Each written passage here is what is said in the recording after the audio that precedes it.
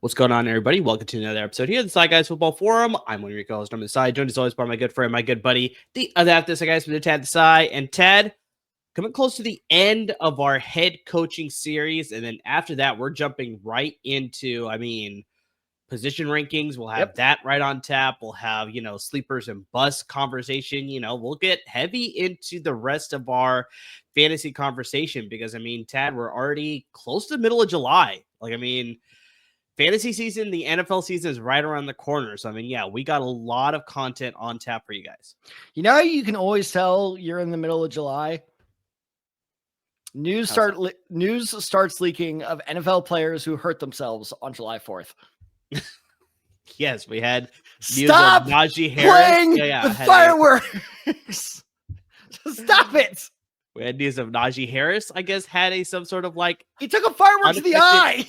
Yeah, it's unaffected though, so I guess he's going to be a full go for the start of the season. But yes, he did still hurt himself on 4th of apparently July, someone at the party pulled a JPP and lost their fingers. Yeah, so what kind of fireworks are you guys playing with? Is it fireworks or dynamite? Could be both. I feel like they're just they're these NFL 4th of July parties or that at an Acme convention where the boxes are just blowing up all over the place. You dropping it at Acme conversation reference there. I did not expect that one. I was at the doctor's way office. Past your pride. I'm not even joking. I was at the doctor's office earlier today and I got an MRI done on my back and they uploaded the images to a CD-ROM. And so she put the CD-ROM into the computer and I looked at her. I was like, you got Oregon Trail on that thing? And she looks at me just Oregon Trail. I was like, well, thank you. They did make a remake of Oregon Trail that I think was good. Did they really? Yeah, it's on Switch though, so you have to have a Switch. Damn it! I'm pretty sure. There might be a version on Steam. God damn it. Okay, I'll look. There might be a version on Steam. But I have a Mac and nothing works on Mac and Steam. Damn it! So I told you, gotta get a PC. Damn. But yeah, as mentioned, we're going to come close to the end of our head coaching series. We got a couple more coaches to go. Today's coach is going to be interesting. It's going to be interesting, but like I promised you, Tad, you will like our coaching history deep dive with Kellen Moore, who is the subject of today's head coaching series. I think you'll like some of the backstory involving him. But yeah, I think Kellen Moore is the subject of today's episode. Apologies for that was cat knocking over my sparkling water. Are you gonna make your first either? Yeah, no, he's not. Are you gonna say hi at least? And he's he got the job on that. He's like, wait, Kellen Moore? I'm out. Which, by the way, I'm not even joking. That was our reasoning for doing him right now in the series. I literally texted him. I was like, let's just get him out of the way. Let's just get him over with. But let's start with his early life. So Kellen Moore grew up in Washington State, where his father was a longtime high school football coach. Now, this is a story I found from a local Washington paper that I absolutely love. So under his dad, there was an interior offensive lineman who was really struggling through the second quarter. And he was just getting beat on every play. And he goes to this offensive lineman, goes to the bench and is just very frustrated with himself, obviously. All of a sudden, this little kid walks up to him and goes, here's what you're doing wrong. And coaches him through what you're doing wrong. And the interior offensive lineman is like, who the hell is this kid? It turns out that was Kellen Moore, a 10-year-old Kellen Moore, coach up a high school offensive lineman at 10 years old in the middle of a game. And according to this offensive lineman, who, by the way, later went on to play at Idaho. So no small feat. I know it's just Idaho, but still impressive. The rest of the game went wonderfully. He was like, his coaching worked. That's amazing. Between that and who was the coach that was drawing up plays at 5 years old? I don't remember that one. It was, oh God, it was one of the first coaches we did. But like, yeah, these little geniuses running around.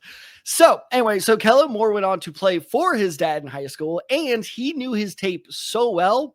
I still can't believe this is true. And honestly, I question if it is, that apparently his dad let Kellen Moore, as the quarterback, call his own plays in the last 2 years of his high school career.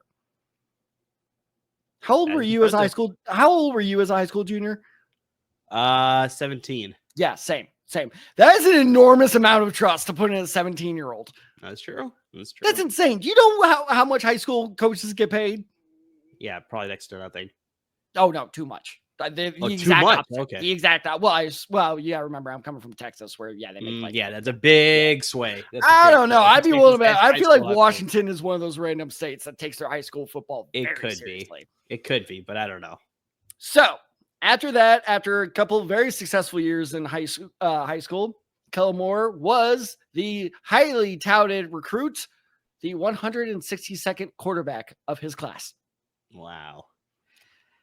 So he was considering 3 schools: Boise State, Eastern Michigan, and Idaho. Now, Amir, I have to ask you, Eastern Michigan, what? They're the Eagles, I believe. Damn it! Yeah. Man, I really didn't think you were going to get that one. And then this one's pretty easy. Idaho. The Vandals, yes, I believe, right? You are correct. Yes. So ultimately, he committed to Boise. I will let you take it from there. Yeah, very good sort of pre-set up into all. So basically, he's been a football nerd his entire life. He's been a little bit of a wunderkind, it seems like. Yes, for sure. But yeah, so he committed to Boise State. He redshirted his freshman year.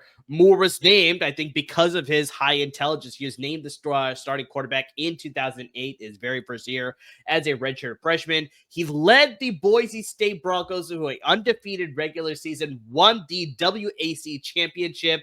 They lost the Poinsettia Bowl to... I don't know. Really? I'm just kidding. I know. Yeah, I was about to say, this is a chance for you to really know this one. I told you. You're really going to like the backstory on this one. They lost to... Let's go Frogs, baby!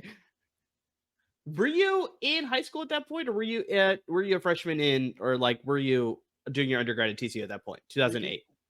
Oh, God, no. I graduated high school in 2013.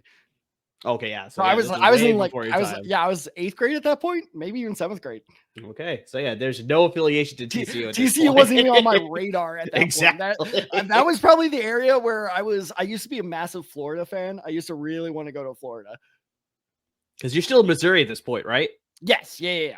Missouri born and raised up until I went to TCU. Go Frogs. All right. So possibly could have been a Tiger with the Missouri Tigers. God, who knows? No, I was never going. No, I was. A lot of things still on the plate was for a young Tad in wrong. 2008, but yeah, TCU was nowhere near what was happening there. But yeah, they did lose to the TCU Horned Frogs at the end of the season. In 2009, Moore came back and threw 39 touchdowns and only 3 interceptions on the way to another undefeated regular season, going 13-0, winning another WAC title. They had a rematch with your TCU Horned Frogs, this time in the Fiesta Bowl, but the Broncos got the best of the Horned Frogs this time with a victory over them in that year.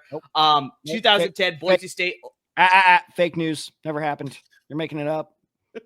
Liar. In 2010, Boise State only lost 1 game in the regular season to the University of Nevada and shared the WAC title. This is very interesting to me. Shared the WAC title with both Hawaii and the University of Nevada. So it was a 3-way tie for the conference championship for some reason. I think I've ever heard of that. They all went 7-1. Yeah, this is very strange to me. Moore had another solid season for the Broncos. He finished with 3,506 passing yards, 33 touchdowns, and only 5 interceptions. He also led the Broncos to the Mako Bowl against the Utah Utes.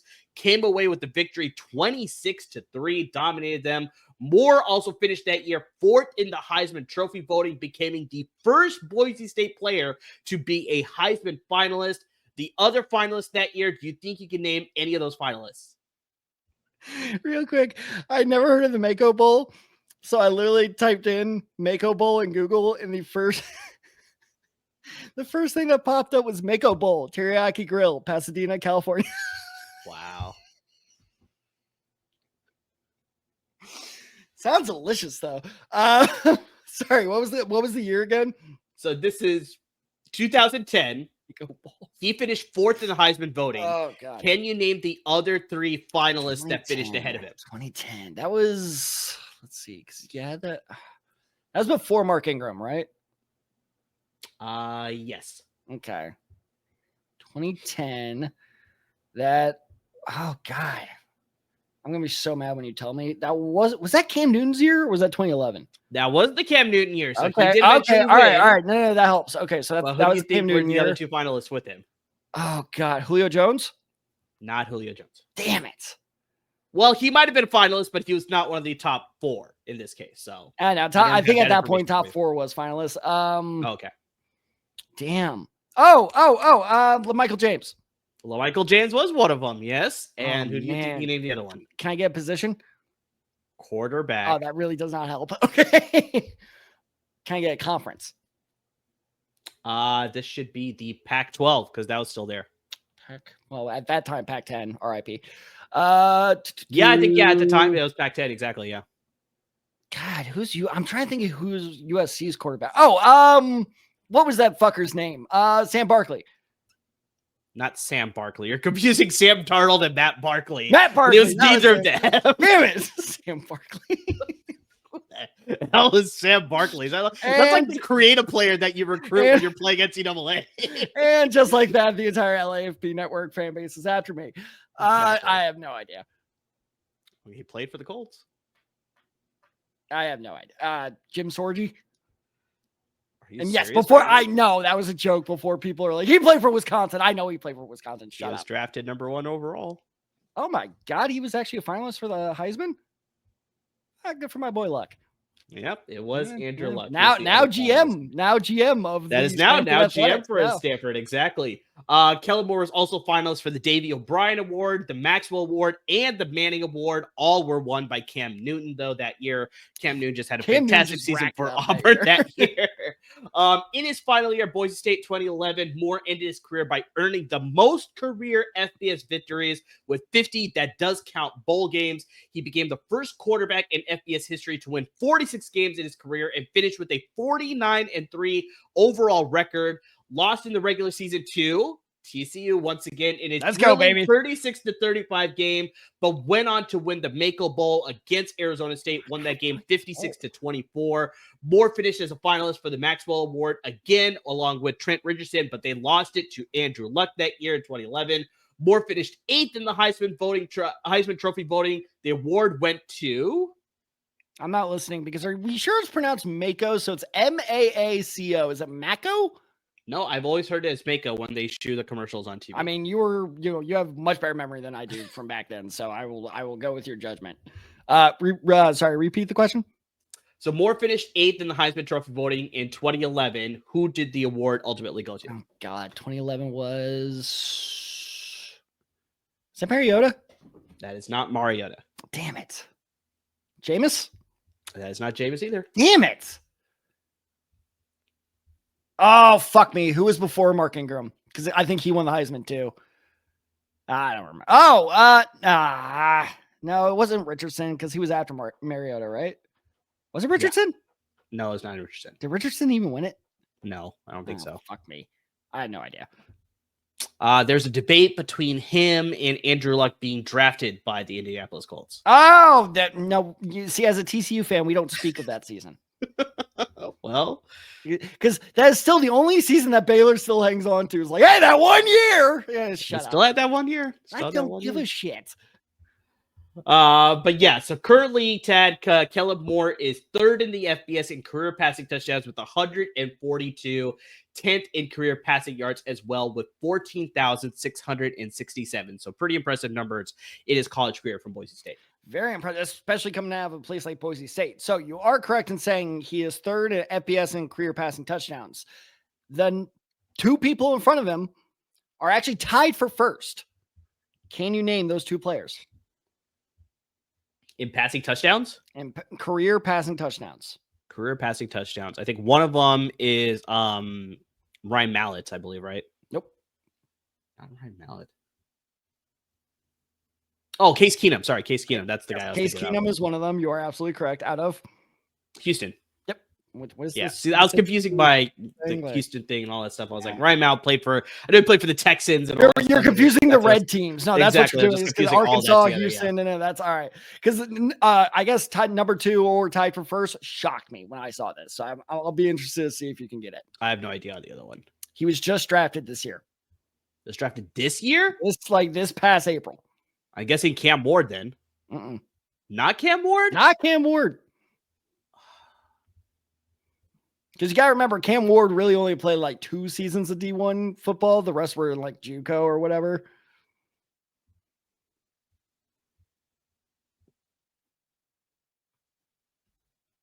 I said that this team treated him very unfairly with their draft plan. Dylan Gabriel? Dylan Gabriel is somehow tied for first in all-time career passing touchdowns. That's impressive. How the hell is that possible? I don't know. I really don't. Anywho. All right, Tad. So with despite the success that he had at Boise State, I mean, analysts questions just whether the potential was due, just his lack of mobility, his arm strength, his size. He only came in at 6 foot and 197 pounds at the NFL Combine in 2012. So this is like pre-Russell Wilson, so just like, a lot of analysts are just like scared about like, what is he going to project to the NFL? So he ended up going undrafted and he signed as a priority free agent with the Detroit Lions. Not even just like, you're right. The shortness definitely hurt him too, but also, and this is honestly still kind of a thing, is a lefty thing really hurt him as well. That is like true. The NFL is just like irrationally scared of lefties, which is still it's not too dumb because I understand, we got to switch tackles then. Yeah. But like outside of that, it really doesn't matter. But yeah, the lefty thing and the shortness there he didn't stand a chance. Yeah, so he signed as a priority free agent with the Detroit Lions that year. Matthew Stafford was still the starter. I know all you LAFB fans are like, well, you didn't trade for him.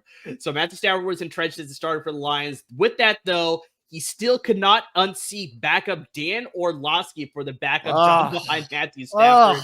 He never did and ended up never playing a down for the Detroit Lions in his 3 years with the Detroit Lions from 2012 to 2014. In 2015, Moore was initially signed by the Lions again, but failed to make the 53-man roster and was cut. He was then signed by the Dallas Cowboys to be a member of their practice squad to reunite with former Lions offensive coordinator Scott Linehan.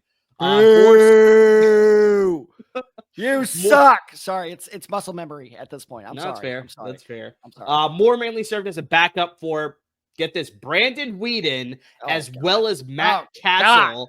When starter Tony Romo was dealing with injuries. This is how far back it goes. Time. Matt Castle was a Cowboy? He was a Cowboy towards the later parts of his career. And Brandon Whedon, obviously, was a part of the Cowboys. This shows Kellen Moore's like resilience. Because can you imagine like being like, I can't beat out Dan Orlovsky. It's okay.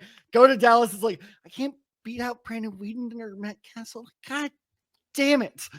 Especially with Tony Romo dealing with all these injuries. He had opportunities, but he still, like I said, couldn't beat out either of those two guys. Moore was initially inserted as a starter due to Castle not playing well and lost to the New York Jets on December 19th, threw an interception on his second career pass, and then threw his very first touchdown on the very next drive to Dez Bryant. He threw 2 more interceptions in that game, including a red zone interception on a potential go-ahead drive in the third quarter. They lost the game, and with that loss, the Cowboys were eliminated from playoff contention. Officially eliminated from playoff contention, Dallas started Moore for the final 2 games of the season to audition him. He lost his first career start to the Buffalo Bills and lost the final game as well to the Washington Redskins, though. In that game against the Redskins, Moore threw for 435 passing yards, 3 touchdowns, and 2 interceptions. He became the 5th quarterback in team history to throw for over 400 passing yards and also passed for the 6th most passing yards in franchise history. At the time, he is now 13th on that list. Wow, 13th is shockingly high. How about this for another record that game set, though? That was the last NFL game he ever played in. His passing yards with 435 is the most passing yards a player has ever thrown in his final NFL game. And that is including the likes of Peyton Manning, Tom Brady, Drew Brees. I don't know why he's the 4th name in my head, but Phillip Rivers, like all these guys that just rack up those yards. Kellen Moore still has the record for the most yards in his last ever NFL game. Well, I think there's a big difference there because I think Kellen Moore was still a young, able-bodied quarterback, while lots of these other guys were towards the end of their career. It's just like, yeah, it sort of makes sense as to why maybe their numbers were not all that great in their final years, especially Peyton Manning. You shut. All right. Especially Peyton Manning. You shut up with your logic. But yeah, as Tad mentioned, that was the final game that he played in because a fractured fibula kept Moore out for the entire 2016 season. Broken legs just freak me out for some reason. Like, he spent the 2017 season mainly on the Dallas Cowboys practice squad. He officially retired from the NFL in 2018 with the following career stats: an 0-2 record in 3 games played, 61 completions off of 104 passing attempts, 779 passing yards, 4 touchdowns, and 6 interceptions. After retiring as a player in the 2018 season, he joined the Dallas Cowboys coaching staff as their new quarterbacks coach. So he quickly jumped into the coaching ranks. He helped Dak Prescott make his second Pro Bowl in his career in just his 3rd year in the NFL. Prescott also had the 3rd fewest interceptions among quarterbacks with at least 500 passing attempts. Also had the 10th best completion percentage in the NFL that year. You already booed him once, but Dallas did fire offensive coordinator Scott Linehan in 2019 to promote Moore to that position. So very quickly got his first offensive coordinator job. In 2019, the Cowboys scored the 6th most points in the league and racked up the most total yards as well, also forcing, the 9th fewest turnovers. Dallas ranked 22nd in total points and total yards in 2018. So the previous year under Scott Linehan, they made massive jumps in that first year with Kellen Moore in 2019. Every time I hear Linehan, it's just like, but in 2020, the Cowboys took a step back, though, unfortunately, having tied for the 5th most turnovers on offense. They ranked 17th in total points, 14th in total yards. Dak Prescott played in only 5 games only after suffering a dislocated ankle and a compound fracture in that ankle as well. That was like the 20-yard scramble play, right? Yeah, that's exactly the play that it was. They had to go with the likes of Cooper Rush, and I think Andy Dalton was on the roster of that team. I remember that because that was the worst betting day of my life. Or not that particular day, but I think it was the following week. I bet, like, I started off Sunday morning with like $100, laid down a parlay, won the parlay for the early games. Put down another parlay for the late games. I ended up like hitting all my parlays, like unbelievable luck. I was sitting at, I'm not even joking, $1,000. Not bad. And I got so cocky, and I still remember it was the Sunday night game, Minnesota, who was like 6-1 at that point, against Cooper Rush's Cowboys. I was like, Minnesota's got this. So I took Minnesota like with $900 on the money line, and fucking Cooper Rush won the game. Yep. Hate that guy. To this day, I will curse his name. The Cowboys offense did jump back in 2021. They led the league in total points as well as total yards on offense, having only 20 turnovers, which is tied for the 10th fewest in the league that year. The Cowboys offense ranked top 10 in total points and total yards on offense in 2022 as well. But due to another playoff exit before the championship round, Kellen Moore was fired. In 2023, Kellen Moore signed a deal to become the new offensive coordinator for LAFB's own Los Angeles Chargers. Unfortunately, though, this is where head coach Brandon Staley was on the It was like towards the end of his coaching ranks there. Just it wasn't working out. Los Angeles just never found their footing in the season. They finished the year 5-12 in Brandon Staley's last year of coaching the Chargers. He ranked 21st in total points and 18th in total yards. This then led to Moore jumping to the Philadelphia Eagles coaching staff to become their new offensive coordinator in 2024. No, and like I say, it was not Kellen Moore's fault. And I actually say that because I think we actually did an episode on this at the time when the Eagles hired Kellen Moore. And I was like, why is this obsession with Kellen Moore still going on? Like, he's not good. This is proof of it. And like, you know what? To Kellen Moore's credit, he shut me the hell up, as you're about to prove. But like, that Chargers season was clearly an outlier. And if I'm not mistaken, is that the season that landed them Justin Herbert? No, Justin Herbert's still on the team. Okay, so he was on that Kellen Moore offense. Wow, yeah, that really was just a bad season. But bottom line being, like, I always thought, and yes, my Cowboys hatred did play a role in this. I've always thought Kellen Moore was overrated, but his stint with the Eagles, like, just damn. No, that bad season led to the Chargers drafting Joe Alt. So that's how they were able to get Joe Alt, though, to the roster. Good, though. So not a bad thing. They already had Justin Herbert for a couple seasons now, but they landed Joe Alt with that. They've hit on like every first round pick in the last like decade. They've hit on a pretty good number of them there. But yeah, as mentioned, signed on with the Philadelphia Eagles for the 2024 season. The Eagles scored the 7th most points on offense. They racked up the 8th most total yards and tied for having the 6th fewest turnovers in the league.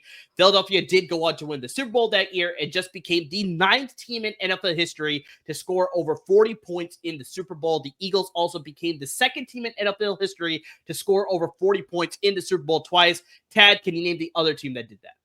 Sorry, I was looking ahead at my notes. What was the question?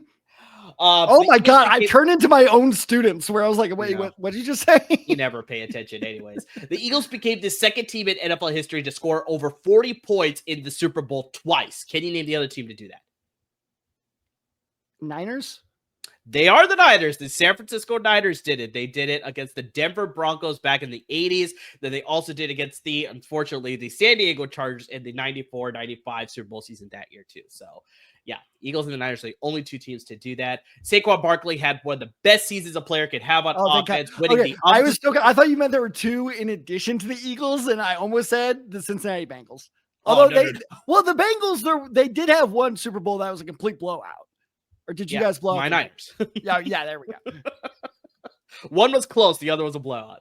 But yeah, Saquon Barkley had one of the best seasons a player can have on offense, winning the Offensive Player of the Year award, finished 3rd in MVP voting, surprisingly there, though. Yeah. That remarkable season led to Kellen Moore being hired by the New Orleans Saints to become their new head coach in 2025, and that is where we get into how the scheme will look. But like I said, you like that backstory with all. I know you weren't affiliated yet with TCU at that point, but got a little bit of some, one-ups on Kellen Moore during his time there at Boise State. That's why I was very glad. So my freshman year was TCU's first year in the Big 12.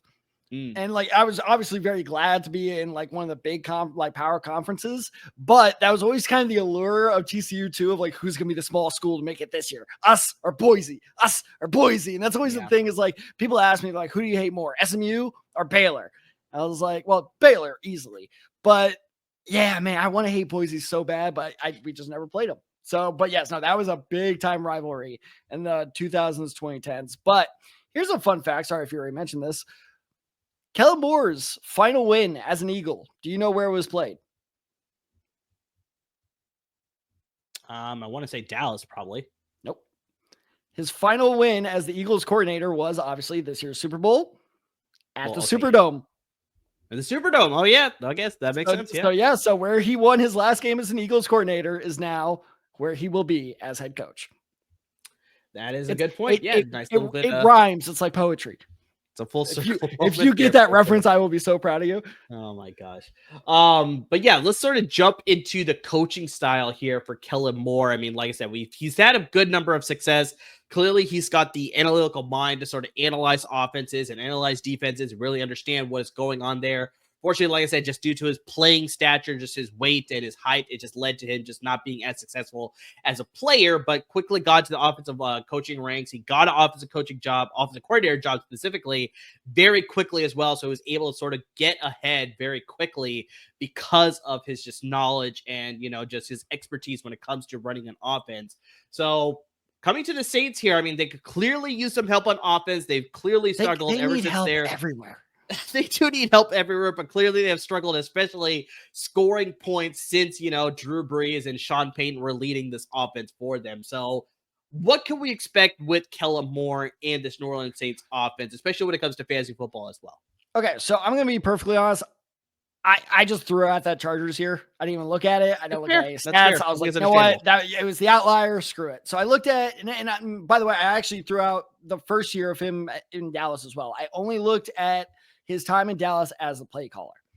Sure. Now, that makes sense. Here's a fascinating stat I found. 92% of Dallas's plays when he was a play caller were run either in the 11 personnel. And for those of you who don't know, that's 1 running back, 1 tight end, 3 receivers, or 12 personnel, which is 2 tight ends and 2 receivers. 92%. I have never seen a football stat that high in my entire life. That is insane. So why is that? I'll get into that in a bit. But as you pointed out before, the offense also ranked that year in top 10 in both passing attempts and passing yards in both of his years as, Dallas's play caller. Now, I know what you're saying is, well, okay, so he's a pass happy coach. avoid running backs at all costs. Not necessarily, because in 2019, before Mike McCarthy got there, because Mike McCarthy historically hates to run the ball because Mike McCarthy is a fucking idiot. The Cowboys actually ranked in the top 8 in both rushing yards and rushing attempts. So he actually does run quite a very well-balanced attack. Mm-hmm. Now, like I said, we will get to why he runs 11 personnel and 12 personnel in a bit. This is in a bit.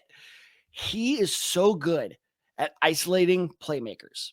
And here's what I mean by this. So there was one particular play when I was watching. I just have to laugh when I watch this play for multiple reasons. So I think it was back in 2019. The Cowboys were playing the Minnesota Vikings, and it was a trips left play. So 3 receivers on the left side, 1 receiver on the right side. Tony Pollard. Did I do that right? No, you actually got it wrong. The first time in a long time. You actually got it wrong in a long time. I thought you got over it, but no, you actually said it wrong again. It is Tony Pollard. Tony Pollard. Ted, I don't know if you see that viral clip that was going around for a while. There's a guy on Wheel of Fortune. The clue had the word Achilles, the Greek hero. Yeah. But he said it Achilles. And they didn't give him the answer because he said it wrong. You very much, whenever you pronounce stuff incorrectly, I think about that viral moment for Wheel of Fortune. I was like, if Tad was ever on Wheel of Fortune and Tony Pollard is the answer, it's going to be such a 50-50. Is he going to win or is he not going to win? See, I saw another one where it was like James Gunn promoting the Superman film. And so there was like a whole James Gunn category.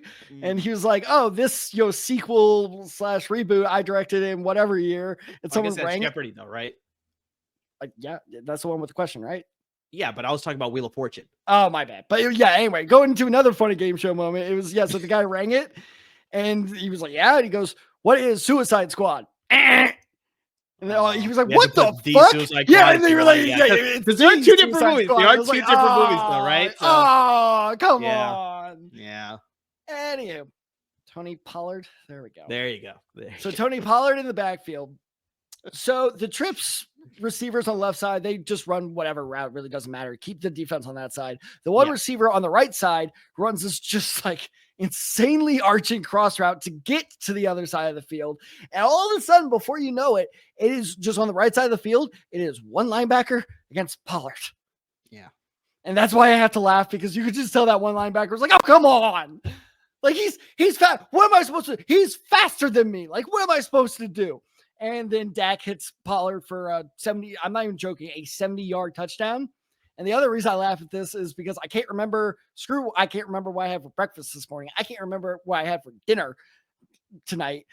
But I do remember that one play because Pollard was on my team that year and that won me the game that week. I remember like jumping up and down on that play. So that's what I mean by he isolates his playmakers so well. He's so creative in shifting the defense in the way he wants to get the guys, the mismatch he knows he can take advantage of. So I think that is going to be something to really look out for. He figured out, and this is, I think, a big step in his development as a coach, is if you look, I'm not saying he never used it in Dallas, but his utilization of the RPO in Philadelphia was just like chef's kiss gorgeous. And there's one play in particular, again, where I went back and watched the NFC Championship this past year. And this was just, again, with how to separate your playmakers. It was an RPO, with Jalen Hurts, Saquon Barkley, and Hurts decides to keep the ball, rolls out to the right, and Dallas Goedert runs like I'm not even exaggerating, like maybe a 2 or 3 yard route, if that. But what he did was, obviously he knew, okay, they're going to have one guy on Barkley. This is why we're going to have Hurts roll out, because then if there's a QB spy, he's going to be, focused on Hurts and not Goddard out there. He had Devonta Smith, who was right next to Goddard, run a go route, so that corner was all the way out there. So Goddard's there, 2 yards past the line of scrimmage, wide open. So Hurts just literally basically just underhands it to him, and Goddard runs for a first down, like a free first down. It sounds so simple, but it's so creative in the way he does it. So I would expect a lot of RPO, a lot of, big time plays. Essentially, I think what to expect from this offense is a modernized version of the traditional West Coast offense, where it's pass it short, but not pass it short where it's just like slants. Yeah, I'm talking to you, North Turner. But I think it's like I said with that Goddard play, it's good scheming of short plays too. Like even on a short play, it has the potential for a first down. And then you get the big explosive plays. Because even then, I don't remember if it was later that drive or a couple drives later. But then later that game, Goddard runs a beautiful wheel route where he forces it's either, hey, Bobby Wagner, you got to sprint 20 yards down the field, or Marshawn Lattimore, you got to leave Devonta Smith alone. Well, guess what? Goddard caught the ball inside the 10. So he's just so good at forcing the defense in these terrible positions. And that's what the West Coast offense is all about. It's just waiting for your opportunity to strike. And he just does it in such a clever way. I'm actually really excited to see how the Saints offense develops. Not this year, but in the years to come. That's going to be the real interesting thing to see how much of a leeway he's going to get, because he doesn't really have a ton of playmakers this year to really make a mark as far as his offense is concerned. He doesn't have a veteran quarterback with Derek Carr anymore, who officially retired.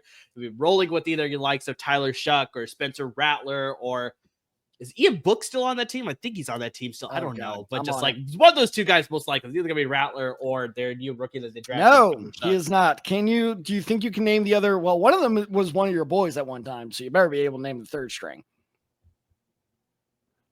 He was a draft darling of yours, and I said you were dumb for this.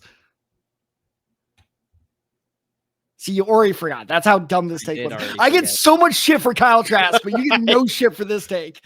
Yeah, I always forget, though, because you're really hammering it home for Kyle Trask. You were hammering it home for this guy. Was I? Yes. You said he was then. Jake Haener. I was a fan of Jake Haener. Yes, you were. Yeah. Yes, I wasn't as in love with him, though, as you were about Kyle Trask, though. You were close. This guy. No, I don't think so. This guy never. Oh, my good God. I will be impressed. Hunter Deckers is their fourth string. I will pay you $5 if you can tell me where he went to college. How the hell do they find these people? I have no idea. Iowa Western Community College. Yeah, what poor scout had to go to that game? Could you imagine the scout coming back from that game being like, hey, I think I actually found something. But I do like what you sort of brought up with sort of isolating the playmakers, because one of the big things that both receivers for the Eagles, Devontae Smith and AJ Brown, mentioned in like press conferences leading up to that whole week before Super Bowl, all those press conferences and things like that. They very much like the fact that it's like they get isolated in situations where they have an opportunity to make plays, because they sort of get in these situations where they have a mismatch against the right corner. They have a mismatch against a safety, linebacker, whatever it is. They have these opportunities to sort of make plays because they have one-on-one matchups, and then they just let their athleticism speak for it, and they get opportunities to make big plays because they're put in a position based off the scheme and how the offensive play runs, that they sort of can get into a situation where they can get opportunities to make big plays through the air, or yards after the catch, where they make a short catch and then they're able to take that for extensive plays as well. So yeah, Kellen Moore being able to sort of mismatch and gain the advantage as far as getting his position players in the best position to succeed has always been something that I think carries over from all his previous stints when it comes to his offensive coaching there. So I very much like that for sure. One thing that's very interesting, you sort of already brought it up before, Tab, where it's just like you got the rushing element with Kellen Moore as well. Like you wouldn't expect him to be just a pure pass-happy coach. He mixes in a little bit of the running as well.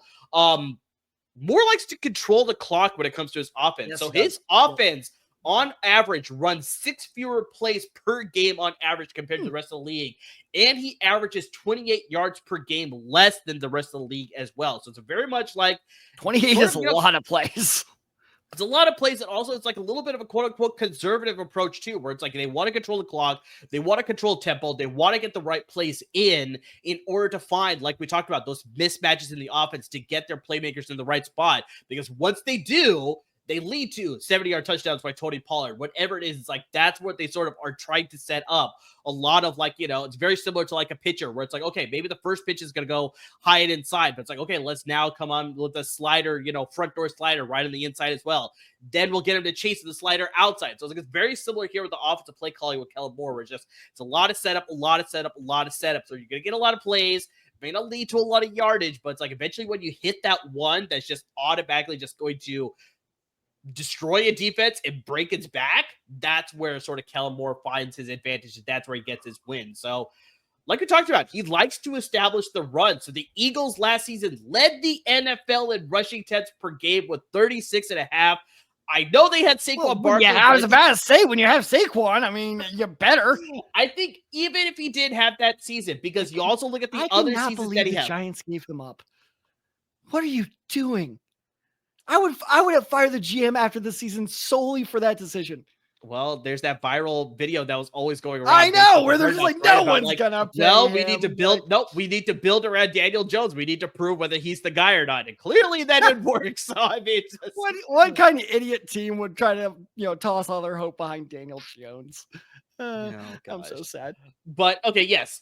Saquon Barkley had an amazing season last year, but outside of that, in 6 seasons as offensive coordinator in the NFL, Moore's offenses had a top 10 rushing attack in 3 of them. So he likes to put emphasis on the run. So it's like, it's not just like you said, that pass happy sort of offense that, he was used to playing as a player back at Boise State. It's like he likes to analyze the offense based on the matchup that he gets and establish the run as well. So it's like, I think we could see that here with New Orleans as well. But just, we'll get a little bit of that mix there. But I like that conservative approach too, especially with, like we talked about, with the offense, the way that's going to look this year. I think we could see a lot more of a conservative approach because I don't know which playmakers are going to step up consistently for this offense, especially with some shakiness at the quarterback position. So I'm curious to see how long a leash the Saints front office staff and organization is going to give Kellen Moore to sort of set up his offense, maybe draft a few guys, maybe attack a free agency, see whatever it is to really build this offense up to eventually get it back into contending in the NFC and even just the NFC South in general. So we'll see about that there. But just, a lot to like about this offense that Kellen Moore is going to bring. Just how's it going to look with the players that they have there. And I think, Ted, it's a good transition here, especially when we're talking about fantasy football here. Who are the guys that we think, we're sort of loosely saying like a little bit doom and gloom this season. I don't know what to expect from the Saints offense this year, but I think there might be a few bright spots from this offense that I think we can rely on. I think there's some veteran players that, fantasy managers have come to rely on in the past. I don't think that's going to change this year. I think based on our picks here, but I think let's sort of give some reasoning behind it. So who is your pick here who can benefit the most with the Kellen Moore new look offense? I mean, you took the obvious pick, so you literally forced my hands into, because I try to find it, you can vouch for me. I try to find an out. You did. I was like, how can I be creative here? How can I not be, the expected answer here? There's nothing. I'm sorry, guys. It's other than Amir's pick, which should be pretty obvious after I announce mine. My pick is Alvin Kamara. I have my reservations about Alvin Kamara. I will come out and say that just on the forefront. Is it up front or forefront? I guess forefront is right in that context. What's the context again, I guess? Alvin Kamara, I will say that up on the forefront that I'm concerned about him. I'll say that up front. That would be the context. At least in my opinion. I'm not the English teacher though. Forefront. I was about to say, I think both work. It's just whichever one, whatever. Anyway, point being is, yes, I know Kamara's production has been falling slowly, and he is 29, will be turning 30 during the season. So I understand the hesitancy, because I share in that hesitancy. I think we just found a new word I struggle with, but I understand the the trepidation. There we go. How the hell did I nail that? I hasn't. I don't know. The trepidation with drafting Kamara. With that said, if there is any player who's going to revive his career or have a bounce back year to lower the stakes a little bit on there, it's going to be Kamara on this offense. I'll tell you why. Is because the way again that Kellen Moore utilizes his running backs is the play we keep on talking about, a 70-yard touchdown to Tony Pollard. The reason he nailed that play is because who the hell is expecting a 70-yard pass to Tony Pollard? Well, Alvin Kamara and Tony Pollard, I'm not saying they have the same skill level. I'm just saying they have the same skill set, which, I mean, am I wrong there? They have a very similar play style. So you look at, how Pollard did under Kellen Moore. Again, I'm ignoring the first 2 years where Moore wasn't the play caller, and also Pollard really wasn't getting the ball all that much. When Pollard finally started getting the ball in his third year as a pro, he averaged 5.4 yards per carry his first year as like a main ball carrier. Then 5.5 yards per carry his second year as a main ball carrier. And he also went over 1,000 yards for the first time in his career that season. That was also the same season he scored 3 receiving touchdowns, which I know doesn't sound particularly like, oh, that's a lot. But Alvin Kamara has yet to dip below 5 receiving touchdowns in his career. So I think that Kamara could kind of be Kellen Moore's Pollard. Now, can Kamara hold up to that type of usage? TBD. Personally, I doubt it. Now, here's going to be the interesting thing. And we are, as Amir said at the beginning of the week or beginning of the episode, we are just a couple of weeks away from, starting to get some ADP info. And that's always my favorite time of the year because that really like begins to clarify the picture of, how these players are going to go. I could see it going either way, to be honest. I could see Kamara either being grossly overdrafted just on name value. I could also see him, because again, his production's been dipping, I could see him slipping. And I think Kamara is a fascinating, if you can draft him and be like the top of your bench, I really do. I would have said this even if he wasn't my pick. That is a very fascinating bench and stash player.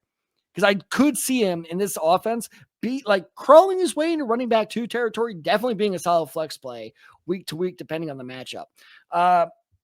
For those of you who are wondering, I was trying to go for Taysom Hill. I think he's going to have some absolute bomb weeks because I think Kellen Moore is going to have a lot of fun with Taysom Hill. Yeah, but I also think there's going to be some. I think it's going to be typical Taysom Hill where it's going to be like, damn it, I should start him. Starting the next week and 1 point. Yeah, exactly. Like, motherfucker. And this is actually hilarious. I swear to God, this is true. My second player that I texted him, I was like, okay, I'm gonna try to do Tyler Shough. He's like, are you sure? I'm like, I need to rewatch his tape. I'm gonna try. I watched his game against Boston College. His first couple throws was like, okay, it's all right. And then he was like running across the field, throws across the body, and just throws it directly at Boston College player. I'm like, I'm done. I can't. I cannot suggest it. I cannot in good faith suggest him to our listeners. Now, I will say this, however. If there's any coach that can turn Tyler Shough into a like bona fide NFL starter, it is Kellen Moore. I see with the system that Louisville ran why they drafted him so high now. So I would, if I could go back, I would actually like heighten my New Orleans Saints draft grade a little bit because I'm still not a big fan of Shough. I almost said Huck. I'm confusing him in Nebraska. And I don't think you weren't that big of a fan of his either, were you? I was kind of lower on him. The more tapes I watched on him, I was like, I could sort of see, very similar to you. It's like I was sort of getting turned around. I do like him more than Spencer Rattler. That's 100% sure. Yeah, so it's like I definitely would trust him a lot more at the starting job compared to Rattler. But I think the thing that sort of helped me sort of get a little bit more assurance with Tyler Shough, if you're interested, go watch him play against Notre Dame. He had a lot better tape against Notre Dame. So. But with everything we talked about with scheme and stuff, Louisville ran a very similar, like kind of RPO, multiple read, kind of, you got to understand like how the offense, works rather than like how a lot of these college, offenses work where it's like 1 and 2 and run. Like that's how a lot of these college offenses work for better or less. So now I understand why the Saints liked him so much over, let's say, a Shaheed Sanders or something like that. Like now it makes so much more sense. So I actually like the team to player fit, but I gotta see it work before I give it my stamp of fantasy approval. Fair. Do they still have stamps? Is that a thing? Do people still stamp things? No, my sister is actually making this comment because she just traveled internationally in May. And they do the visa check, I guess, all electronically now. So you don't get a stamp in your visa anymore. They don't get stamps in visas anymore. Yeah, it's all away. It's all kind of going away. That's so sad. Yeah, a little bit. Damn it. We're saving a lot on income, sure, though. Ted, I know you mentioned that sort of Alvin Kamara has sort of seen his fantasy production sort of dip a little bit here. Last season, though, he had a little bit of resurgence. Do you know where he finished among all running backs in PPR? No. Well, okay, let me guess. Like 12 or 13? Higher. Really? Well, okay, full PPR? Yeah. Okay, well, there you go. No, because we had this discussion shortly after the season ended. I don't know if you remember, because if you actually look week by week, Kamara had these weeks where he'd go off for like 30, 40 points. And people were like, there's the Kamara I know. And they go for like 2 or 3 weeks with like 5 points. So no, his season was more first half relegated for sure. Yeah, those are deceitful stats. But it's like he still finished 9th. He still finished 9th. And full PPR. If you go to half PPR, he finished 10th. So, I mean, it's like still very good numbers. Now, like I said, that was like, they used him quite a bit. I think it's still, collusion. Yeah, so it's like, you look at the previous 3 seasons before that, he never finished higher than 230 fantasy points there. So it's like, you see some of the different production. He started to miss a lot more games because, yeah, even though he finished 9th among fantasy running backs, he only played in 14 games. So he did miss 3 games last year, excuse me. So it's like, there's a possibility they could be on track to possibly miss more games. But yeah, I think just like we talked about already, it's just like with the lack of playmakers the Saints offense has, and the serious question mark at the quarterback position, you need to go with the guys that you could trust. And Alvin Kamara is the one guy that you could trust this offense outside of the guy that I'm picking here. Once again, maybe low-hanging fruit again, but I think the obvious answer here is Chris Olave, the wide receiver position here. And so it's like we talked about, Tad, AJ Brown and Devontae Smith liking Kellen Moore's offense because he was able to sort of scheme up matchups to get them in one-on-one situations where they can sort of use their athletic ability to make, mismatches against the defense. And like we talked about, where it's just like, the scheme sort of sets them up, give it a couple plays, and then they can sort of break off these huge chunk plays or just get the key players of the offense to make big plays in this offense. So I think Chris Olave has that big game potential in this offense because, I mean, Moore's offense thrives on timing routes as well as defined windows. And I think using a variety of slants, digs, out routes, quick hitches, I think that's where we're going to see a lot of this offense. Those are routes Olave runs in his sleep. Like, I mean, these are things that he can run efficiently. He can look really well in this new look offense. He was a first rounder. Exactly. I think the play action, the motion heavy, I think that's going to play a big factor in getting Olave cleaner releases off the line as well. So it's like he'll be open quicker. And then like we talked about, just the multiple plays, the schemes that will get him open even on longer plays to eventually lead to big home run plays as well. I think we can see that happening. So like we talked about, this is just very crucial, especially with a young quarterback playing position, whether that's Rattler, whether it's Tyler Shough, whether it's Jake Haener, whether it's Hunter Deckers, I think it was the 4th guy that you said. Possibly Hunter Deckers, what was it? Western Iowa Community College or something like that?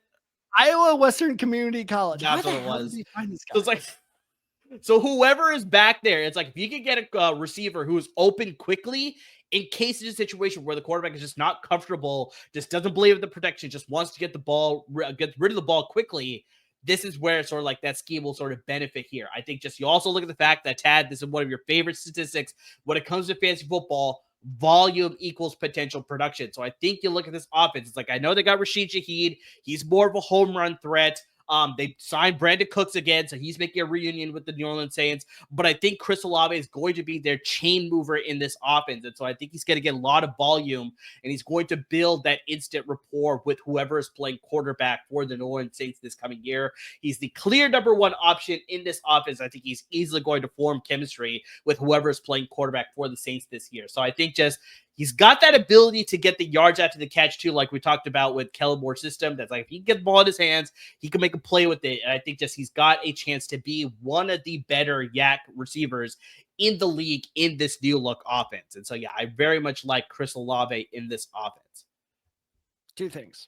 1, in August 2023, Deckers stepped away from the Iowa State football program. Oh. After being indicted on charges related to sports gambling. Oh, jeez.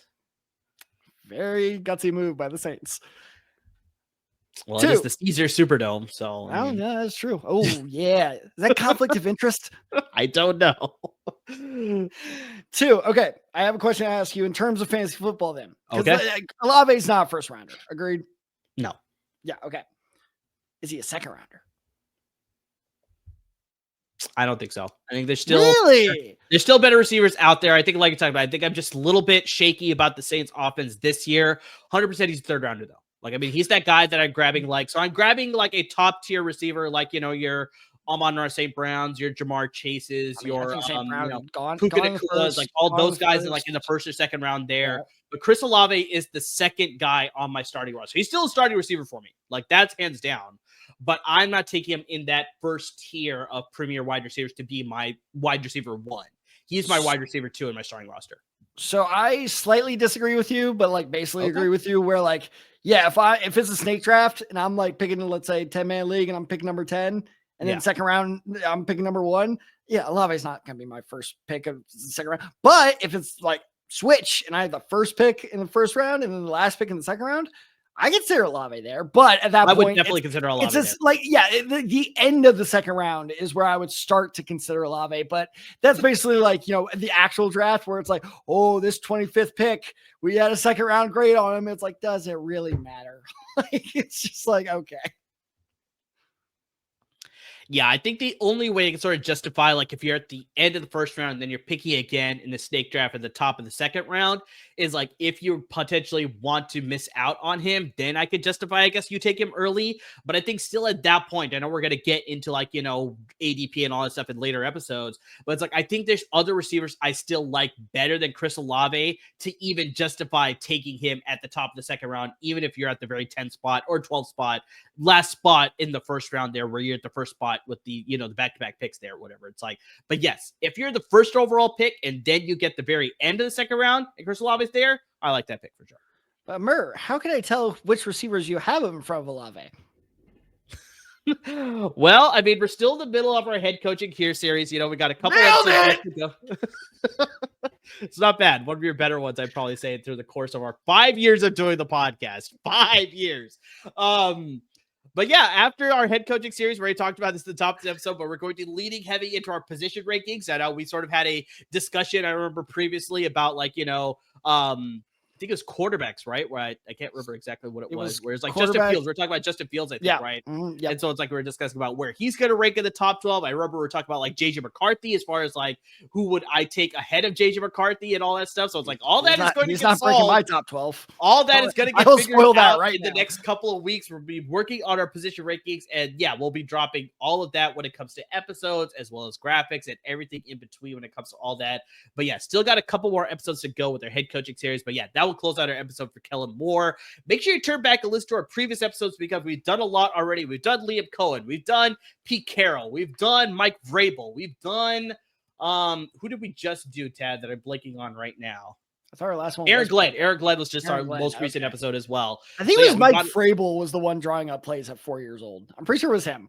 That might have been him. Yeah, it might have been him. But yeah, we got a lot of head coaching series episodes already done. This is the most recent one.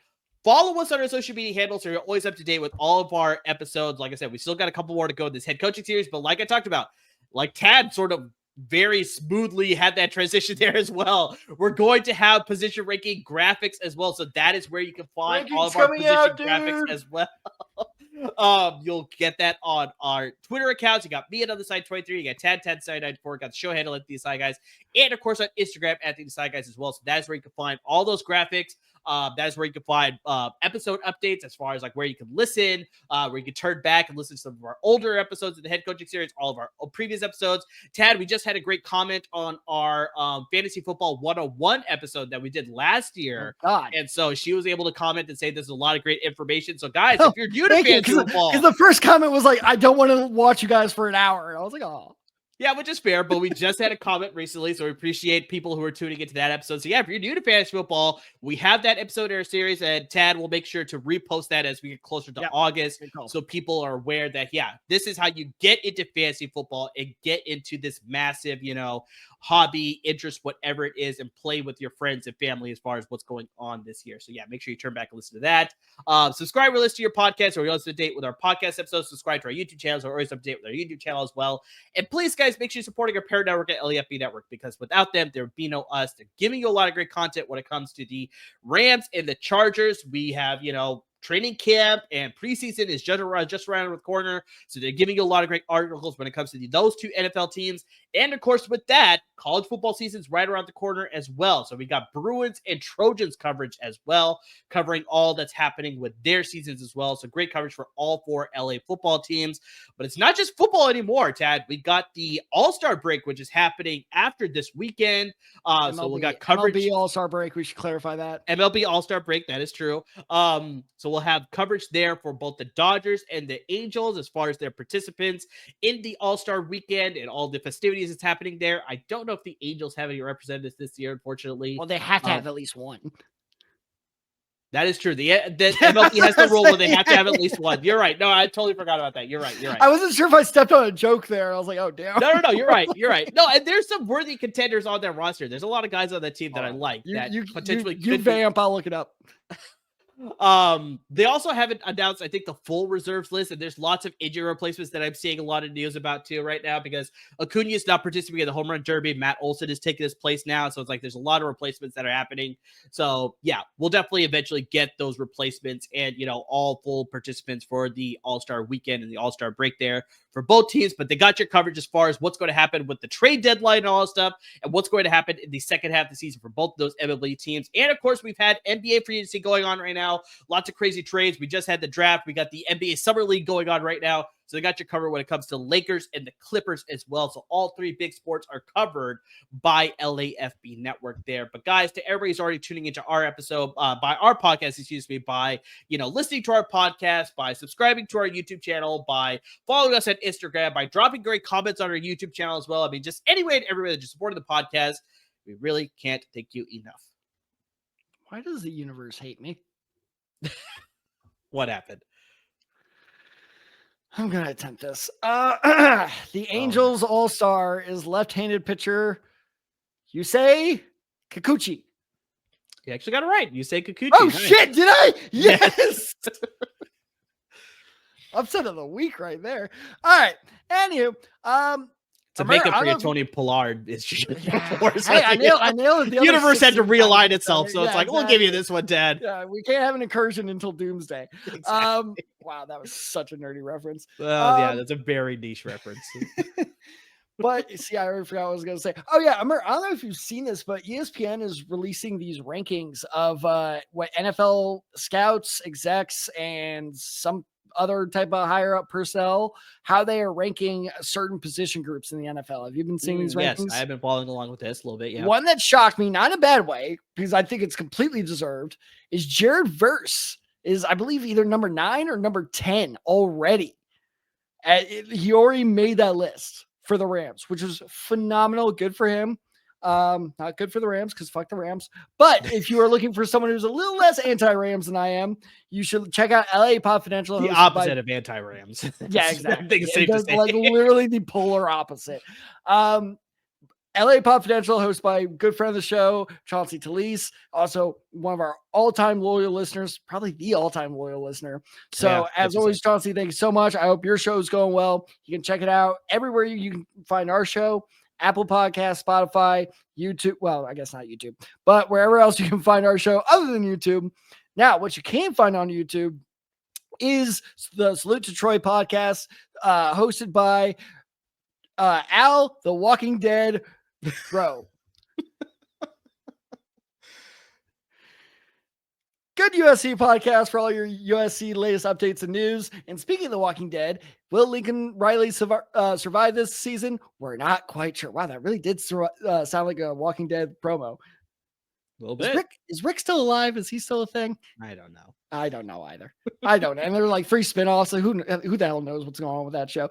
But Salute to Troy podcast. Great to catch up on all your USC updates and news. So be sure to check that out as well. Again, YouTube, Apple Podcasts, Spotify, wherever else you can find your podcast. And like Murr said, we are just 2 coaches now away from finishing up the series? Yep, we got 2 more to go. 2 more to go. So keep, looking up those for when we drop them. Both should drop next week. No promises. That's definitely no promises from me, not a Murr. But definitely keep checking in to see when those drop. And then also, keep checking in because those rankings are going to come quick and they're going to come hot. So be sure to keep checking in. And as always, everyone, thank you so much for listening. Thank you so much for watching. And please stay safe, everyone.